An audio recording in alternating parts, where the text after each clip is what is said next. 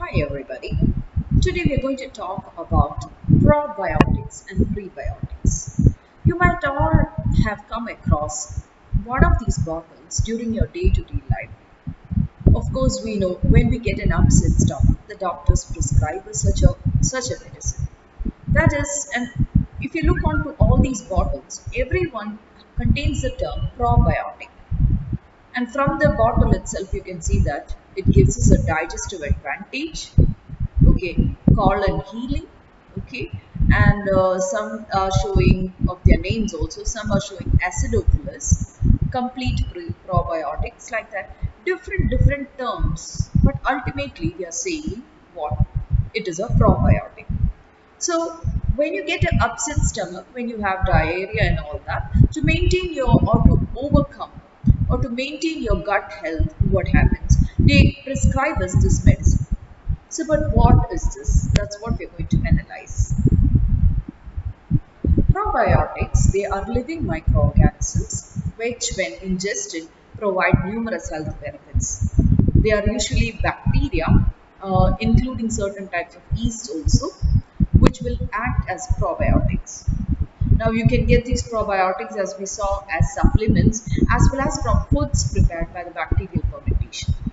Now, probiotic foods includes yogurt, kefir, saffron, temper, kimchi, and dozens of different probiotic bacteria have offered different benefits.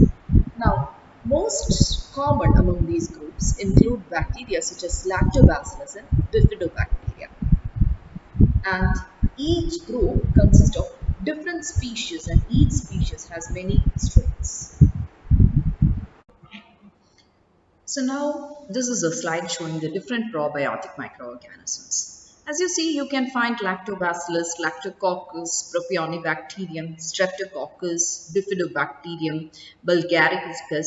These are some of the microbes or the bacterial species which can be used for the as probiotics. But in addition to this, various other fungi, okay, like we have Saccharomyces fungi. In a sense, you also include the yeast among the fungal groups. So among that, what happens? You have Saccharomyces, Cliveromyces. All these fungus species are also being included as probiotic organisms.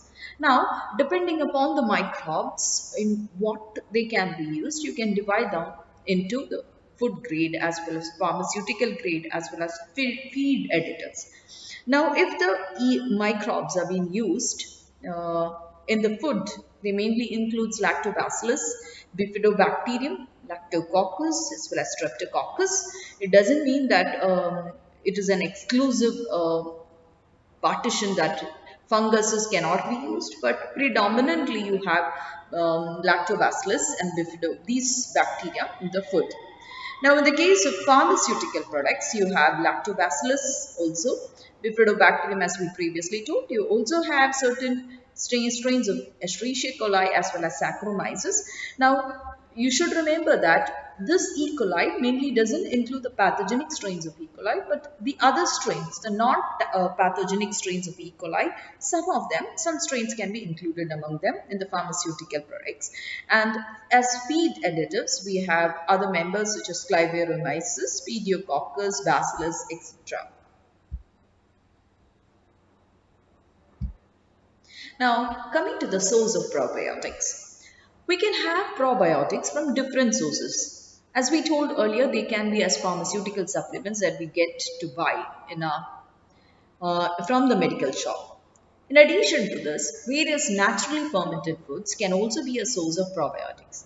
The good examples that we have are yogurt, what we prepare, of course, that has been fermented by lactobacillus. Then, when you have buttermilk, okay, curd is being diluted with water and you add certain additives according to your taste, and that is buttermilk, which we drink at the dry seasons. That is also a good source of probiotic. Then we have homemade cotton cheese, which can some of the probiotic microbes also withstand the processing of cheese, and they are being considered to be as probiotics. Then we have sauerkraut, which is a fermented cabbage. It's fermented mainly using lactobacillus, and it is a delicacy in many of the countries. Now, the other one that we have here is kombucha. It's a fermented tea. It's fermented using two different organisms, one bacteria as well as yeast. Now, Saccharomyces cerevisiae as well as Gluconoacetobacter is mainly used here. And usually the culture which is being used here is funnily told as SCOBY, that is the symbiotic culture of bacteria and yeast, which is being used to ferment this particular tea. And it is also called the tea mushroom, okay, or the tea fungus or the Manchurian mushroom. Here, they oxidized yeast. They oxidize the yeast produce alcohols to acetic acid. Okay, and this is a drink which is mainly originated in China. So now you have a task right now. In the previous slide, of course, I had put a task. Find three more members of the naturally fermented foods. Okay, and you need to give a description on what are they basically, because not all fermented foods are familiar to you, and this would help to improve your knowledge. Now, what are the benefits of probiotics? They mainly increase the absorption of vitamins like vitamin B12, minerals, iron, magnesium, glucose, and fatty acids. And at the same time, they protect us from pathogens such as bacteria, parasites, and viruses. Usually, what happens, the probiotic microbes, they multiply rapidly within our gut and they form a lining. And they form a barrier, a physical barrier for these pathogens to entry. And also, we are also being protected against various toxins as well as infections and cancers by the action of probiotics. Many of them produce various antimicrobials and anti-cancerous substances also, which improves our health.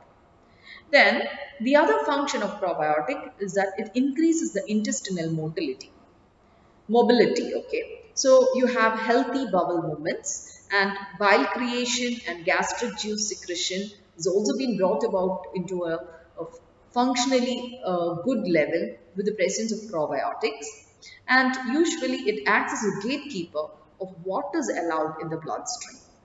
And normally, the immune function is also being modulated by activating the IgA and the IgG producing immune cells, the B cells as well as the T killer cells, and the inflammatory response is also being better when you have a good probiotic diet.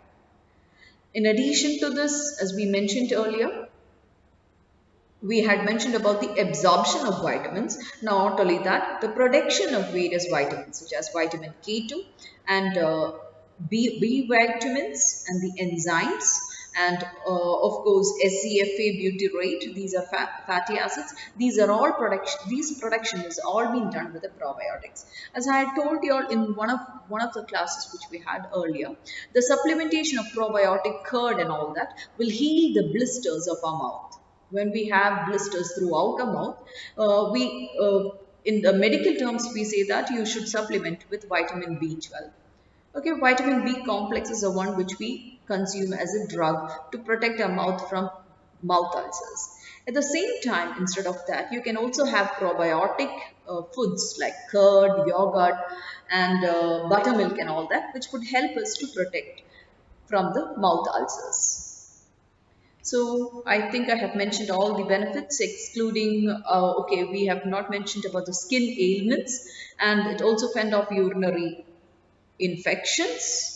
And one more thing that which should be noticed is, by having certain antibiotics, sometimes a bacterial imbalance might be caused in our gut. And because antibiotics kill almost all the good bacteria along with the harmful ones. So this would lead to gas and also cramping or diarrhea. In such situations, what happens? The probiotics will help us to treat us in such a situation, and even to prevent diarrhea, irritable bowel syndrome, ulcerative colitis, and Crohn's diseases. And it also helps to break down protein and fat in the digestive tract, a valuable benefit to help infants, toddlers, or patients who need to build strength throughout and after illness. And also, in some people who are having lactose intolerance, what happens? The supplement of this probiotics will help them to utilize lactose in a better way. And coming to the advantages, These are like microbes. They can be formulated into many different type of products, including drugs, food, and dietary supplements. And usually, the species of Lactobacillus and Bifidobacterium is the most commonly used one. And through the process of fermentation, probiotic metabolize various natural substrates to end products such as organic acids and vitamins, and the suppression of pathogenic bacteria happens, and the production of anti-carcinogenic and antimicrobial substance happens. It improves our health condition, and the better absorption of minerals, especially calcium, is also being increased because these probiotic bacteria, they mainly produce lactic acids, and the absorption of calcium usually happens at a better rate when lactic acid has been formed. Hope so this is clear to you, and thank you for the session.